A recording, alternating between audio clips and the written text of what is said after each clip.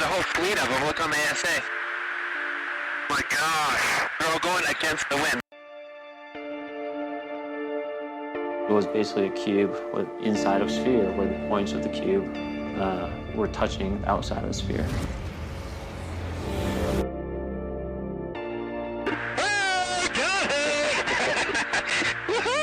Roger. There's troubleshooting machines So this isn't anything that just is limited to the United States. It's a worldwide phenomenon.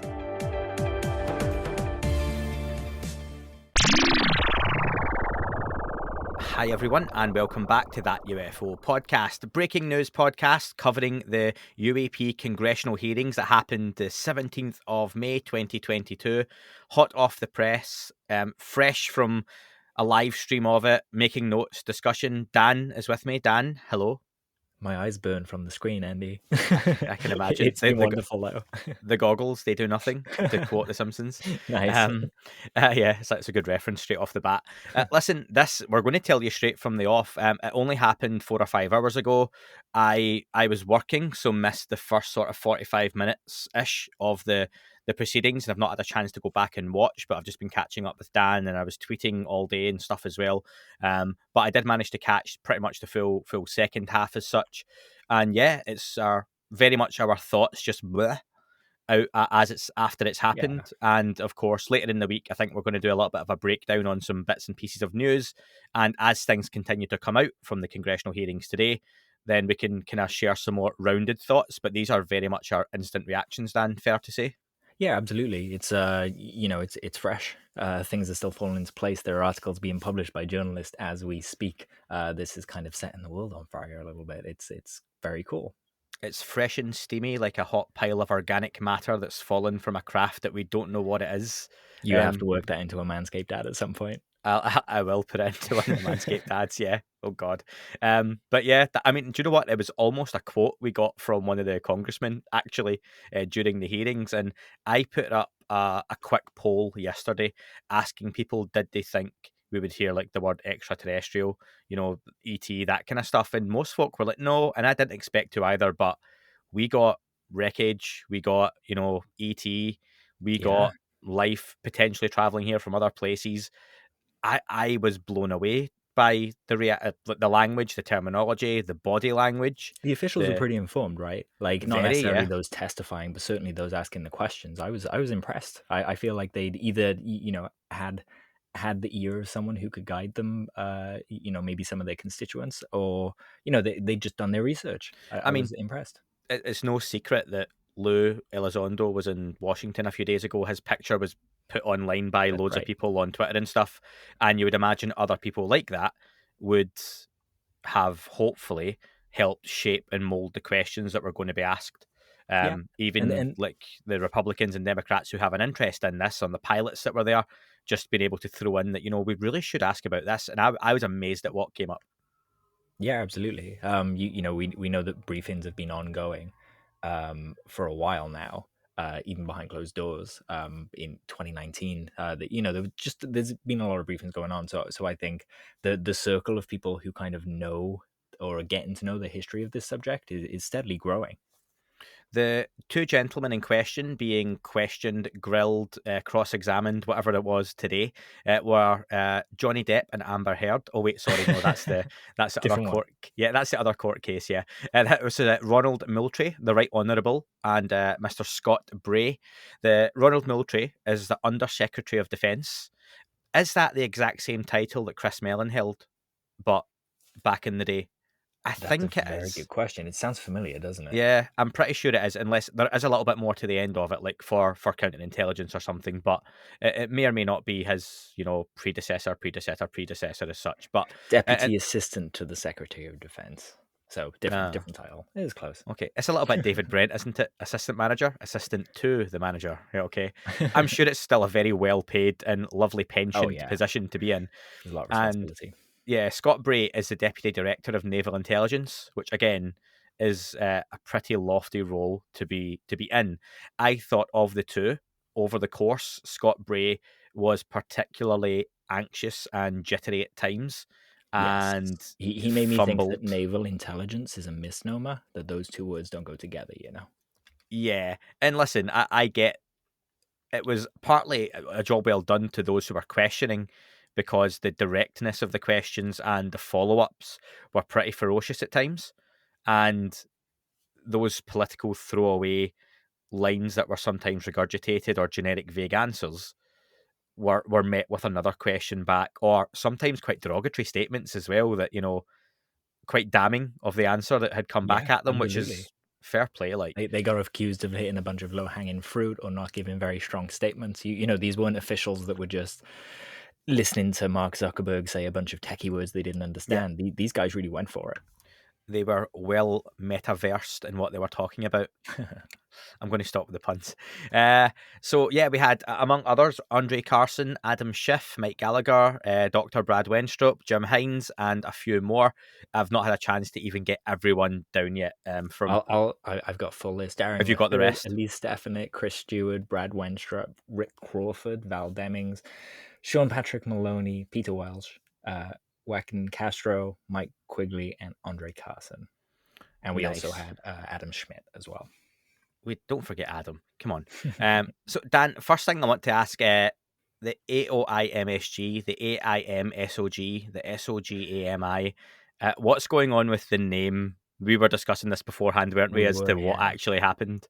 It was really funny actually when Carson first said it as he was opening. He called it Aim-SOG, which, you know, if you pretend that the acronym is a word and you say it real fast, you can kind of get to Aim-SOG. With the Sega theme tune in your head. Aim-SOG, yeah, exactly, you got it. But I literally had a note here that as soon as he said it, I put a little note saying, based on that, a new name is probably coming. And then later on in the hearing, it was said that there is a new name coming for it.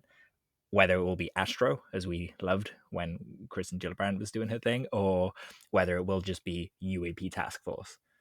I don't know. But yeah, it's pretty cool that it'll get a new name, because that is a mouthful. You mentioned Kristen Gillibrand. Why wasn't she involved in this? We're on, basically, this is a different committee. And it speaks to the breadth and the amount of officials that are taking this seriously. You know, this is one committee out of a whole bunch of committees. This is just a House hearing. Congress is made up of the House and the Senate, so we could still have Senate hearings as well with this stuff. We're very much at the beginning of this process, and in those other spaces are all of these other officials that will hold these people to account in different ways. So it's good to have all of these statements on record, because what will probably end up happening now is that, you know, in a year we could have another hearing and they say that they haven't followed up with the Malmstrom case or something. They can now go, but you said you were going to. Yeah. We have it on video, you know? And then, yeah, if the work isn't being done, they can follow up with legislation to make them do the work. I think straight off the bat, they had clearly been watching that UFO podcast on YouTube, because they mentioned Jeremy Corbell straight away, which I didn't catch. Full disclosure, full transparency, folks, which isn't something you necessarily got in these hearings. Like I say, I missed that first portion of the hearings, but what I did manage to check on Twitter while I was working at the time was that Jeremy Corbell was mentioned straight away. Dan, is that right? Yeah, that's right. With allusions to kind of data that kind of seeped out of the cracks of the office, and how to secure that data. They actually brought in Corbell's, that green triangle like video, and seemingly gave a solution for it. It was one of two videos shown. The other video we'll talk about in a bit. But Scott Bray, all these names. Yeah. Scott Bray showed the video that Corbell showed us, and then he said we couldn't explain this one, but actually there was another event on the opposite coast not long after, and we know that was a drone, and look how it looks in this video, and it looks exactly the same, pretty much. It's a triangle, and the explanation was that the night vision goggles with an SLR held to it just meant that it was making this shape when it hit the sensor, and it was recorded that way. So I think that's a reasonable explanation. I don't think it's a bad thing that these cases are sometimes solved. I don't know. I would prefer a solved case instead of a pile of unknowns, you know? And like you say, something important to point out there for anyone who's disappointed that someone like Mick West was correct. Mick West said the triangular object was a distant plane, and that wasn't correct either. No, it was a was drone. not. Or they exactly. believe it to be a drone. Yes, exactly. So you can't. Yeah, neither was right. The truth, as always, was somewhere in between. It's still technically an unidentified flying object. Am I right, Dan? Yeah, I think they would use the term UAS for unidentified aerial system in that case, because it's not anomalous. They know it's a genuine human-made system. So were they kind of getting, again, I missed this point, were they kind of getting at the fact this was more than likely adversarial technology that was spying on them? Yes, exactly. Okay. Or they kind of, I don't think they said that exactly, but they certainly said it was a commercially available drone. Okay, that's fair. So yeah, and then it moved on, Dan. What else did I miss in that kind of first section that was worth calling out? Yeah, sure. So they firstly framed the whole hearing as a national security issue, which I Which think we is thought they fair to would. say. Yeah, Yep. yeah, that's kind of been a long running theme now. And they want their sky secured and their people safe, and yeah, I think that's fair. There were a whole bunch of conversations that were basically the UAP report being read out loud, with a few assurances. So I won't go over that stuff. They defined that UAP just means an airborne object that, when encounters, can't be immediately identified. They did say they were committed to determining the origins of the UAP, which is exciting. That's a really good thing. They also said that they want to provide real-time support for everybody. So if they got a report of someone that saw a UAP maybe 2 minutes ago, they'd be able to, activate and go look at the satellite data and so on and so forth. Whether the office is prepared to do that, or even has it in its remit, is another conversation entirely. I But would find that difficult still, though, because at one point, we'll jump about a little bit with this. I think we kind of have to, just with the nature of it. yeah. They mention about this.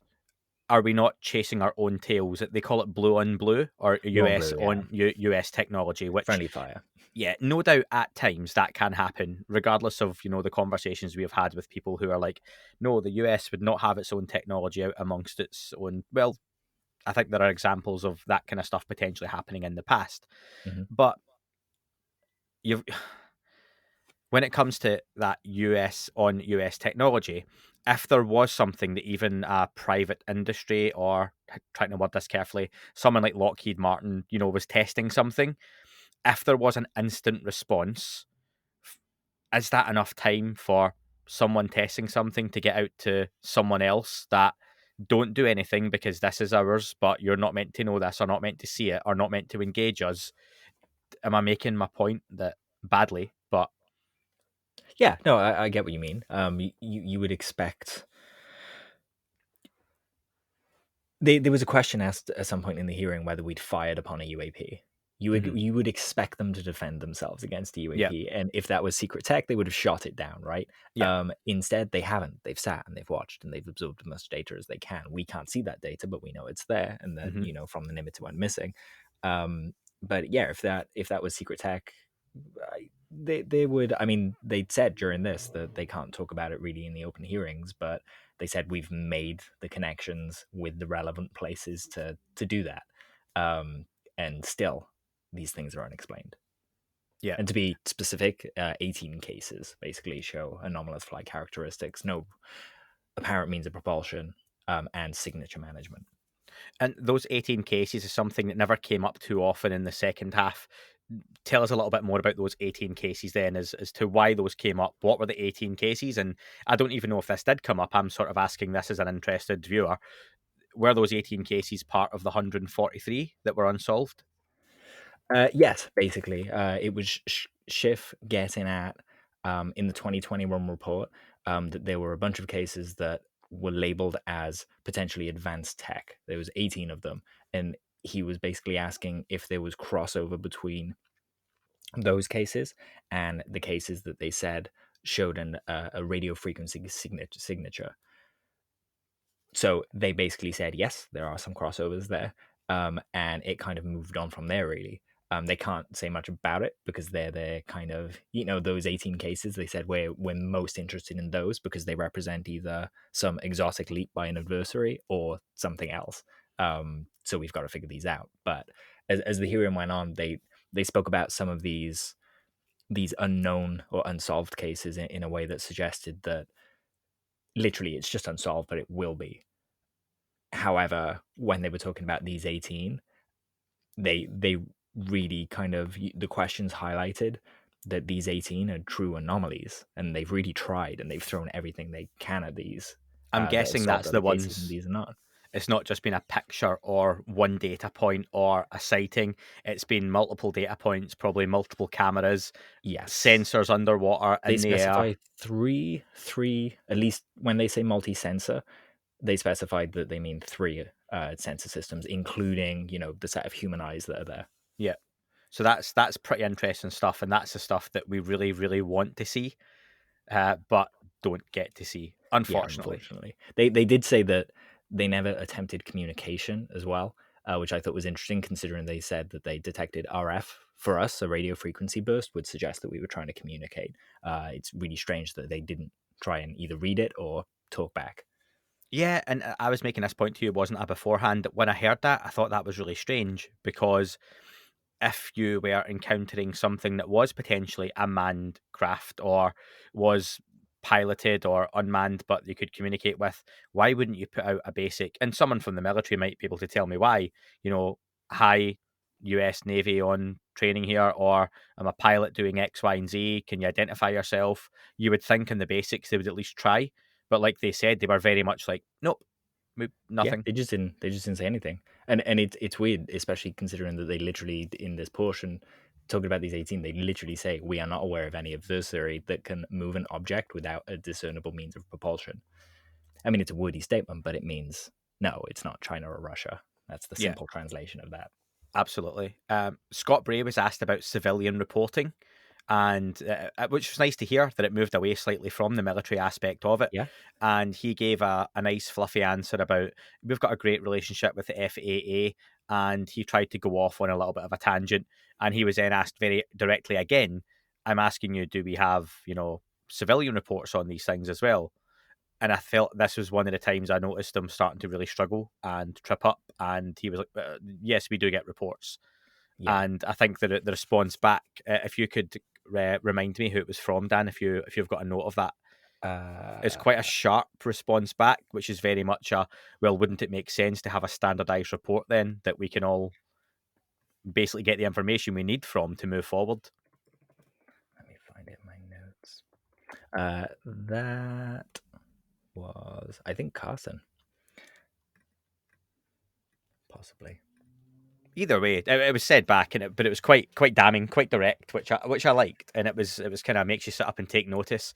I didn't sit up; I was doing the dishes at the time as well as working. Wenstrup.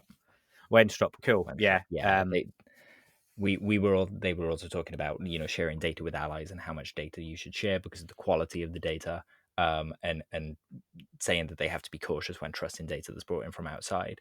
But I think in an age where the planet's bathed in, all sorts of frequencies detecting, whether it's taking a heat image of the ground or looking at neutrinos or whatever, there are a lot of sensors around us that, if Andy saw, if you saw a UFO, there would probably be enough sensors around in the sky at any given time to actually get some corroborative readings. Absolutely. I'm glad you said corroborative and not me. Jim Hines asks Scott Bray to clarify a little bit on when he talks about UAP just being something unidentified in the sky, or having something truly anomalous or unidentified. He says that ranges, doesn't it, from seeing something through a foggy, murky night, and I'm paraphrasing, to the extreme of organic materials that we don't know where they're from, which I thought was quite a contrast and juxtaposition. Yes. And I was like, wow, that's interesting, because he is kind of getting at potential metamaterials. Yeah, It's quite a absolutely. leap. And possibly a biological component as well, whether that's how it affects us or the occupants of the craft, maybe. But again, just that language being present in this hearing made me excited because they're asking the questions that we want them to ask. Yeah, it kept going, and do you know what? Ronald Moultrie made a fair point where he said the issues they face. I think he interjected at one point to kind of help Scott Bray out a little bit, the way it kind of came across to me, that this is largely an issue of insufficient data for many of these unresolved cases. And I think he mentions at that point, or at least one point, that because of the funding they have, they get the results they have because of a lack of funding and resources, etc., etc. Maybe asking for extra money, which no doubt they would want and probably will get. But I think it is a fair point that maybe we do have to look at, they're not completely lying about everything and hiding everything, but a lot of these things maybe are still unidentified because of a lack of data. We almost need, like, they had the other pile.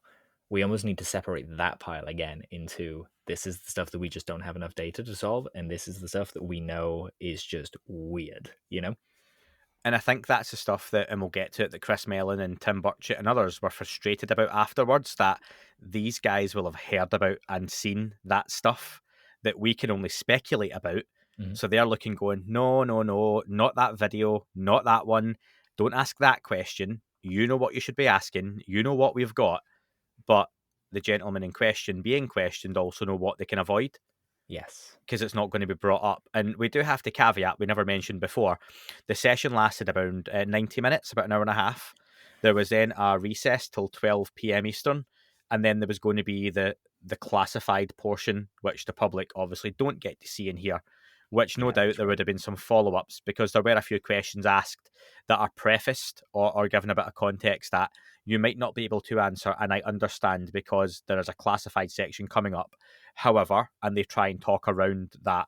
So Yeah. that's The underwater stuff was part of that. yeah. That system of microphones is so secretive.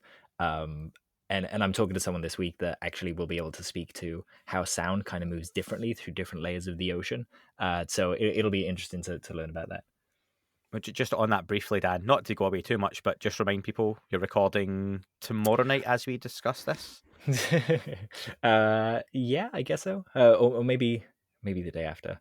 But yeah, I'll be conducting my first interview for my own little show called Coloring Outside the Line. So keep an eye out for that soon. It'll be through this channel, so you don't have to go anywhere to hear it. I hope you don't mind us doing something a little different that is still relevant to the subject. I suggest you don't listen. No, it'll be good. I'm looking forward to hearing that myself as well, folks. But yeah, just to get that in there, I think it's worth mentioning. Yeah, nice. But you're right. It's a nice little segue into that as well when you talk about those underwater sensors and microphones. And like when I asked Lou a couple of weeks ago on our interview, Lou Elizondo, folks, apologies, Lou, about why these UAP seem to travel slower underwater. And he actually suggested that's more than likely due to the abilities of the equipment we have can only track a certain speed, and they probably go far faster, as has been picked up as well. So we have a similar issue with them coming from 78,000 feet, right? That's just the height of the radar. It doesn't mean they're coming from 78,000 feet. They're coming from outside of that. Who knows? They might just know that that's our range and know that they can pop in anywhere they want outside of that, and we will infer that they came from space.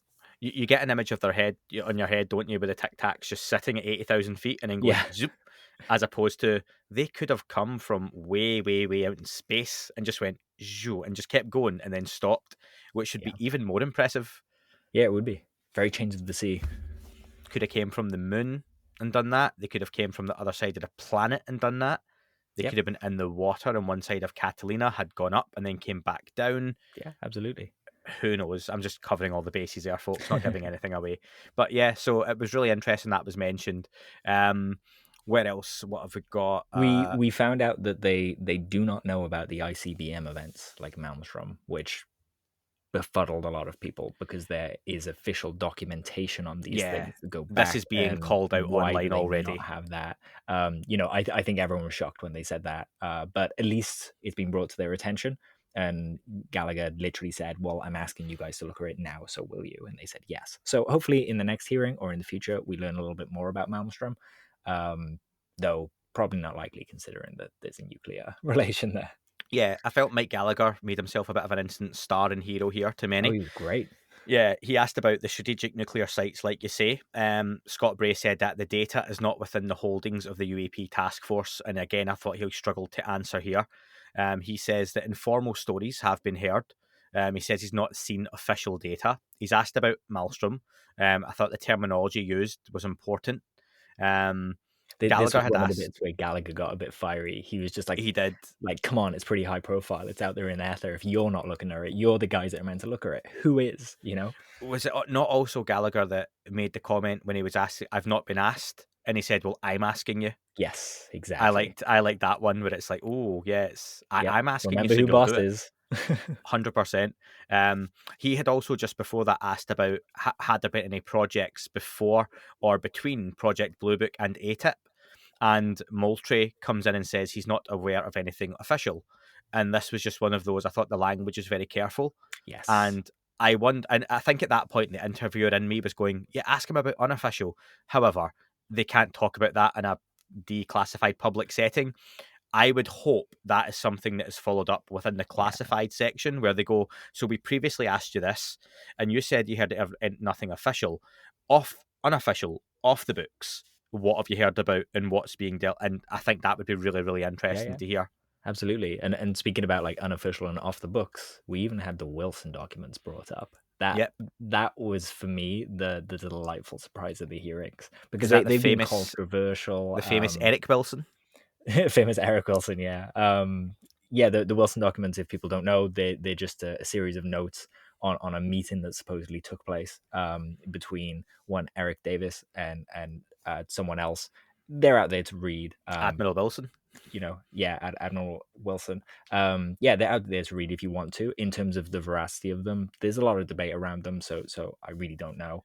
But it's interesting that they came up. I have to point people to Joe Murgia. I interviewed Joe Murgia and we talked about Yes. these as well. But if you check out Joe Murgia's blog, his tweets, he talks about the Wilson docs every other day. It's very much worth jumping on there to look at his extensive kind of research into those as well. Yeah, Joe absolutely. Murgia is very one-sided on those, that they 100% happened exactly as is written. There's no disinfo or anything along with it. And I'm not saying I disagree with that, but Joe will present one side of it. It's very well researched though, and it's a very good take on those documents if you want to find out about them. Just to give the other side of it as well, the other theory that goes around about it is a somewhat absurd claim that it could be a movie script written by someone. Now, I think John Greenwald, when he says that, is just saying it as an example to kind of go, look, we don't have proof either way, so my theory is just as valid as yours, which is fine, but it's a weird way to make that point, you know? And Admiral Wilson's always denied it happened, hasn't he? Yes.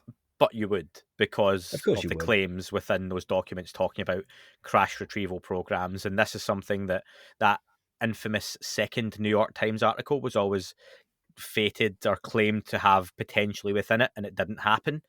It probably would have largely been down to the Wilson Davis memos and what may or may not have been within those. So, however, that has now been submitted for public record within the halls of Congress, which is crazy, because I think it's one of those things. If someone said, if I tweeted last night, Dan, and said to the public, I am the public as well, but to the people who were tweeting, do you think we will hear about the Wilson Davis memo? I think it would have been a resounding no. Like, not a chance. No way they're going to talk about that. Definitely would have voted no on a poll on that. Yeah. But yeah, that's why I wouldn't have even thought of putting that in there. Never for I thought Roswell would have been more likely than the Wilson Davis memo to be brought up. Yeah. So, and I mean, it was mentioned. Roswell got a mention. Yeah, I think most I things think it was that Moultrie, we weren't. wasn't it? He said, Yeah. well, people, talk about Roswell and stuff. So yeah, not completely unawares. If you came up with a drinking game for this, you would have been absolutely smashed by the halfway point. But yeah, I thought that was fascinating, and I think there's definitely more to come from that. That's an informed thing to bring up. That's not a off the cuff or nuclear site incident, or that's pretty out there. That's a curveball to throw in for any conversational point, even if it was to be shot down straight away. So I'd be really interested to see where Mike Gallagher keeps going with this, because it's a big thing to bring up. He seems to know the answers that he wants, right? And he doesn't seem to be letting up. He seemed to get visibly annoyed that they weren't saying these things. So whether he knows they're being dishonest, or whether he's just fed up at the runaround, I don't know. But he did a great job. There was a weird bit with it was Mr. LaHood, where they were talking about the consequences of putting out fake UAP reports, and it got a little strange, like talking about misinformation, people being legally like held liable for putting out. So it made me think, like, what if I'm near a nuclear site and I see a drone or I see a UAP over it and I report it, I'm going to get arrested? Like, what? That doesn't make sense in reducing the stigma and stuff like that. That's not the way I read it. Oh, go on. How did you read it? So I've got down, and I've only heard it once, and again, this might be totally I mean, wrong. same. Moultrie was asked about what's being done to hold people accountable in terms of misinformation being put out, and I wondered, does this include people like Susan Go and the email stuff, and Oh, if people are interesting. lying about people's roles within ATIP or OSAP, or does it go as far as not to name names, what people are saying online about other individuals, that they could be held accountable if they're deliberately lying? Does it go as far as that? So I didn't really take away the reporting side of it. I kind of almost a slander or libel law in the UK. That's Sure, what sure, I sure. was thinking, and I was like, is this what they're kind of getting at? Where if you're obfuscating the truth by deleting people's emails and lying about their role and all that kind of stuff, Wink, wink. stop. Yeah, Yeah. that's what I was kind of thinking. No, I mean that would be great, and I hope that I misheard, and that's exactly what it was, because we need that, and it would be great to have that law in place, because maybe Susan Goff would, just think twice before sending that email. Yeah. Big statement, one of the big statements for me, and it was a bit of a throwaway, folks, and I'm paraphrasing again, was Mr. Welch is mentioning about, different potentials of what some of these things may or may not be. And he gives a throwaway line of, it's not entirely impossible that some extraterrestrial life is visiting us from somewhere else. And I thought that was an incredible statement to make. Yeah. And let's preface, for before anyone gets upset, we are not saying he was 100% saying we have extraterrestrial life visiting us. But even just an off the cuff comment in that setting to say, it's not entirely impossible that we have some form of alien life visiting us, and that's Compare what that some of to these someone are. like Neil deGrasse Tyson, or Oh, I Brian was going Cox to in the say that. UK. Like, Yeah.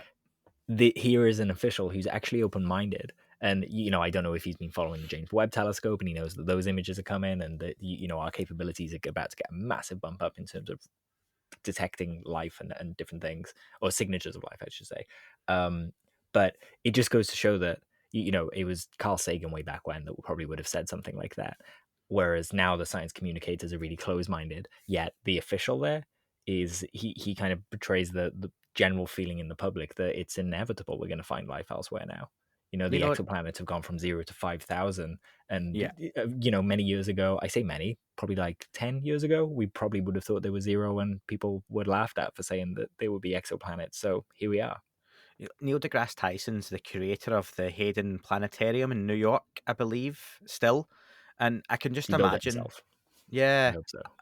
I imagine young children looking through telescopes in there and looking out at the wonders of the universe and seeing the rings of Saturn. And deGrasse Tyson just walks by and goes, it gets a bit boring after a while, Yeah, he called the Kills the lunar magic. eclipse recently. Yep, I think that was last night or the night before. Yeah, he called he that did. boring. It's Yep. just like, who hurt you, man? Like, I Yeah. loved going out and watching that, and I had to get up at 3 o'clock to do it in the morning, and it was wonderful. I It's don't know like what the problem is. it's like he was in love with a planet and another planet's taking it away from him, and he's just really really bitter about it now. But yeah, it's a disappointing take. But we've got Brian Cox doing the same here in the UK, so Yeah. by name, by nature, as they say. And just kind of wrapping up, Carson asks if some of these UAP may be secret US programs. That was something we touched on earlier, the US on US or blue on blue. Can they be sure the US isn't chasing its own tail? I would imagine that'll be something discussed further within the classified section. Anything else, Yeah. Dan, before I ask you about your big takeaways? There was some conversation around the kind of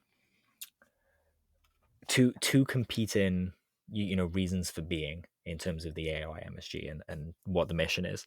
And that was basically that they said, on one hand, you've got this research that may represent something incredible, and you'd want to communicate that in the right ways and get the right experts to look at that and so on and so forth. But then on the other side, your actual duty in the DoD is to look after national security and to look after our sensors and not really talk about these things openly. And it was when they kind of spoke about that I thought, you know what, I think they're very publicly saying that they either need a separate office to start talking about, the anomalous things, or they're basically saying that whatever office we have to look at this cannot be housed inside the DoD, because their mission is just against what the other outcome could be, Just before I ask you if you're a big takeaway, Dan, I've got something I want to discuss, and it was something I was tweeting someone about, one of the listeners, and do you feel the fact that the Air Force and others were not there or involved, not that they had to be at this point, serve as somewhat of a warning to them, and it's a chance that they need to be more forthcoming in the background, or next time they could be the folks in those hot seats having to either lie in front of Congress or be far more open than they want to be in a very public setting? Yeah, absolutely. There was some talk about kind of access to classified data and SAP programs, and it made me wonder if there were maybe other programs that do have that designation that can look at that data. But yeah, the Air Force has been absent from this conversation. We've seen some names kind of peppered in here and there on signing memorandums and things like that. But by and large, there are some deafening silences from certain organizations that, according to places like Politico, they may be kind of internally squabbling over what they should release, and it's real interesting because this is clearly a bipartisan issue. Today we had like 6 people from each party in America grilling these two guys who, I mean, to me it looked like they were peeing into the wind. Like a lot of people are disappointed by this, but they looked panicked, and like even though that they were briefed by the UAPTF, they weren't prepared for all of the questions that they were asked, and there's a lot of data that they're not being given. So this hearing stands very much as a kind of example that they can't really do what Congress has asked them to do. So we need some movement in legislation or some movement in people or something to actually start getting to the bottom of this issue and getting access to the data that's historical through places like the Air Force. This may change, but as it stands, a few hours after the hearings are finished, what's your big takeaway from what we've got today? I mean, personally, I'm loving how many people are joining this conversation now. I'm not entirely convinced that you and I will witness who's inside these craft, or necessarily, if they're not from here, see their homeworld or something like that. But this for me is the start of a snowball that is just going to get bigger and bigger. We've already seen some of the politicians very annoyed and very angry by what they experienced today, and it's just going to lead to them asking more questions. The public are going to be intrigued, and they're going to be asking more questions of their officials. We have another election coming up. This is starting to become a big issue. So I think that these hearings are just one of the first of many. And if people are frustrated or they have questions that didn't get answered that they really want answered, hold on to your butts, because we're going to get more opportunities and different officials asking different things. This is a sea change. For me, what I mentioned earlier about the language and terminology that was used straight away in this, it sounded more like questions that we would write down and ask Congress rather than Sure. what congressmen and women would be asking on a panel on live on a live broadcast and in an official setting. So I thought that was really interesting and very promising for going forward. Interesting you mentioned, obviously it's the first step, and I think for a lot of us it was tempering expectations.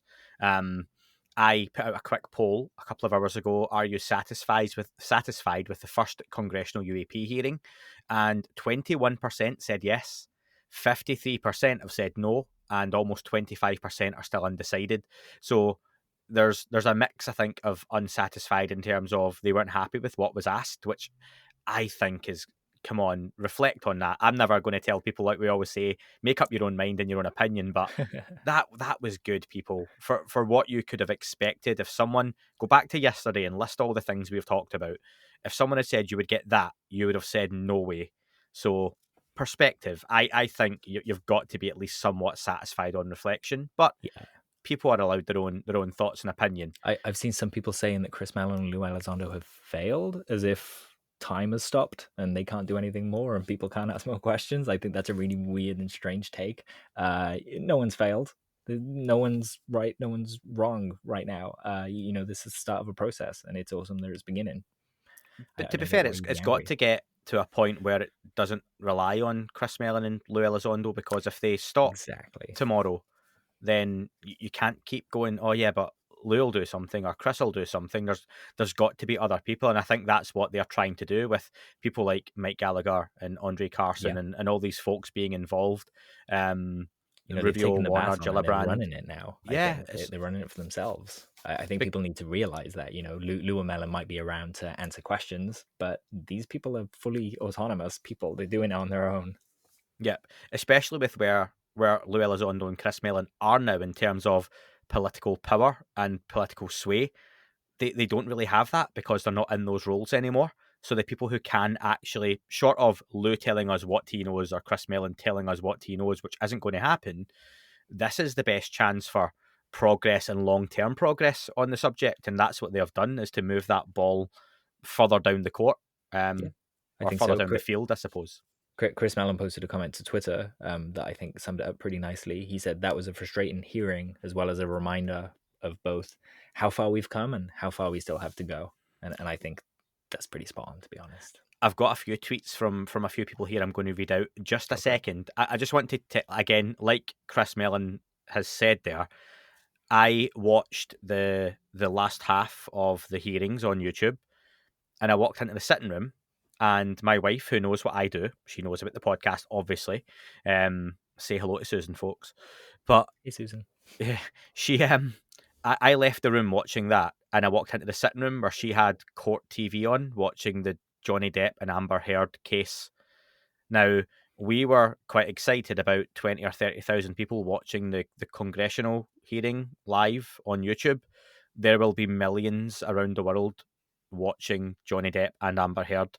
That's where this conversation's still at, folks. So we've got excited about today.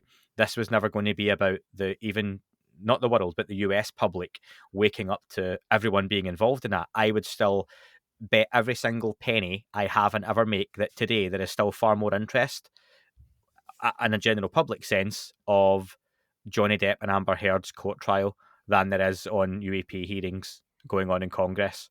So I sadly agree with you there. yeah, it's true though. But it's Isn't it? changing, and you know, Johnny Depp, I think, is an Amber Heard, their kind of escapism. I think in a way, a lot of people see this UAP stuff and they switch off because they don't have time to kind of get the nuances and really spend time drilling down. You know, people There's want an to know investment. You have to more. go back Yes. and research and go, right, wait a minute. And it's the conversations we've all had, isn't it? Of, oh, but what about Roswell? Right, forget Roswell, forget all that stuff. What about now? Here's what's happening.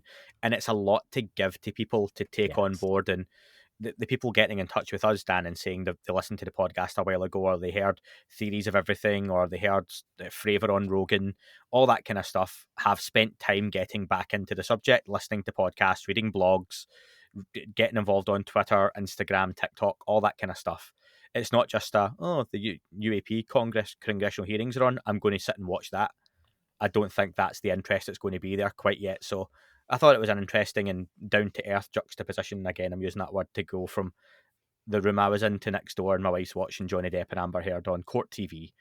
It is, viewing. however, the if you look at the live stream on the Intelligence Select, too many words, place. If you go on YouTube and you find the live stream of it, you can see that it's already their most popular video on that channel. And that channel's been going for many, many a year. So just to gauge the public interest there, you know, people are interested.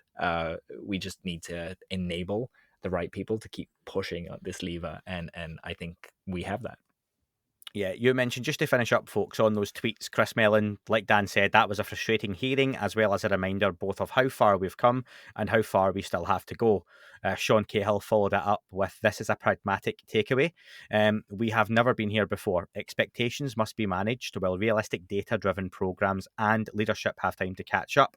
We have leaders fighting for truth and in the open, asking the right questions. Jeremy Corbell, dear UFO Twitter, Hellfire missiles have been deployed upon the UFO topic, sent to ignite and weaponize your curiosity regarding this ever-expanding universe of UFO understanding and confirmation. Buckle up, strap in, get ready for some atomic kinetic action. Never one to Jeremy, mix his words, do is he? something crazy. George Knapp said that was a lot to unpack from the UFO hearing. This congressman, and he means Mike Gallagher, has done his homework asking about the Malmstrom incursion involving disabled nukes. In brackets, DOD seemed strangely clueless about it. And Republican Tim Burchett on Twitter said the UFO hearing this morning was a total joke. We should have heard from people who could talk about things they'd personally seen, but instead the witnesses were government officials with limited knowledge who couldn't give real answers to serious questions. And then Yeah, afterwards, in a that's a video good that, point. yeah, Imagine Fravor was in that hearing, Imagine we yeah. saw those gimbal videos and had Ryan Graves talking about it and explaining the flight path and what happened with the actual radar data. Different conversation then.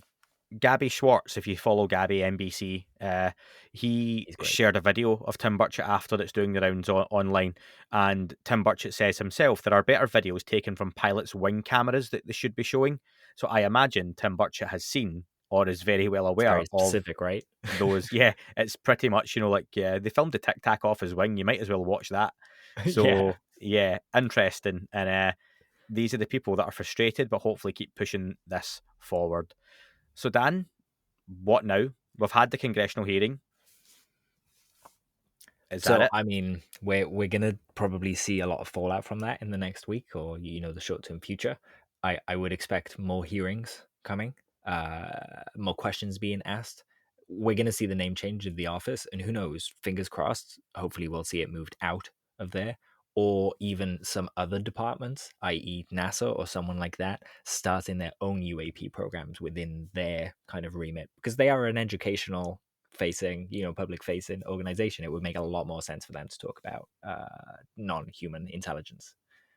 Absolutely. Dan, later in the week, we'll do a breakdown, talk about a few news points. I've got a few things to bring up. And next week, on Monday, I'll have an interview, probably a shorter one, 30, 40 minutes, with Brandon Fugel, owner of Skinwalker Ranch. Got some questions to put to him.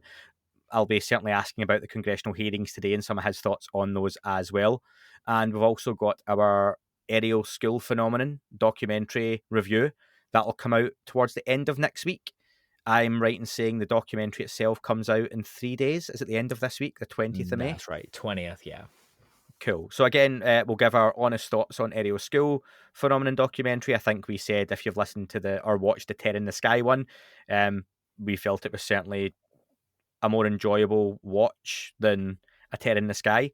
And thank you to the UAPX crew, who many of them have commented to say they felt our review was very fair and honest. So we appreciated that, because we're not going to lie about stuff. So yeah, thanks, gentlemen, for that. But yes, Dan, until next time, thank you. Thank you. It's been a historic day. And just to thank you to Sean Rash, Jay King, Vinny, Priscilla, Kate, Graham, I'm sure there's Nathan as well. Basically, we all did a live stream, and it was really cool to kind of be with a bunch of like-minded people watching this and experiencing it. When I think of this in decades, I'll think of those guys. So thank you, guys. It was really cool. And thank you to Amber Heard and Johnny Depp for giving my life something else to watch while I was watching the historical hearings as well. So until next time, folks, thanks for listening. That is all for this week's show. Thank you very much for listening. Please remember to leave the podcast a review on your chosen platform. You can like, retweet and subscribe. That would all be very much appreciated. The shows are being uploaded onto YouTube as we speak more and more. You can sign up at patreon.com/thatUFO podcast to access the shows ad-free as well. Please get in touch on Twitter, Facebook, Instagram, That UFO Podcast. Of course, on Twitter, it's at ufouapam. And again, folks, as always, keep looking up. You never know what you might see. It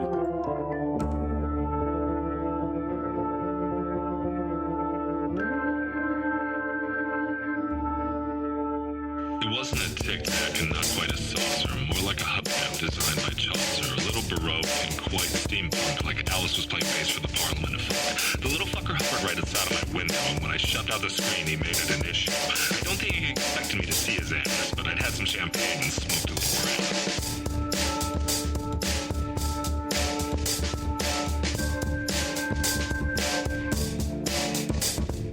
Meditative game of state full on meta. Can't imagine how it could have been any better. I got to the top of the stairs and there he was. Like, you awake? I was about to abduct you, cuz.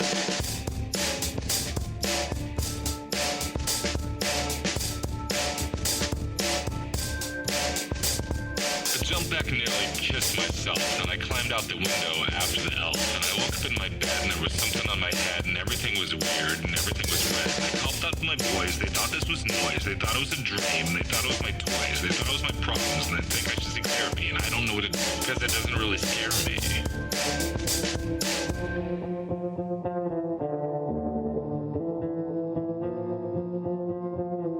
If you really want to know who I think I be, I think it's you and me and us and we and him her and that and she and that thing over there and what's that, Jake?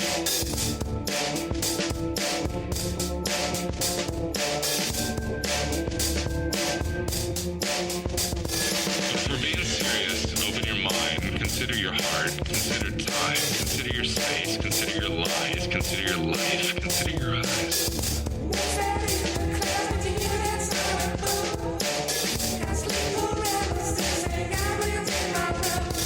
It wasn't a tic tac and not quite a saucer.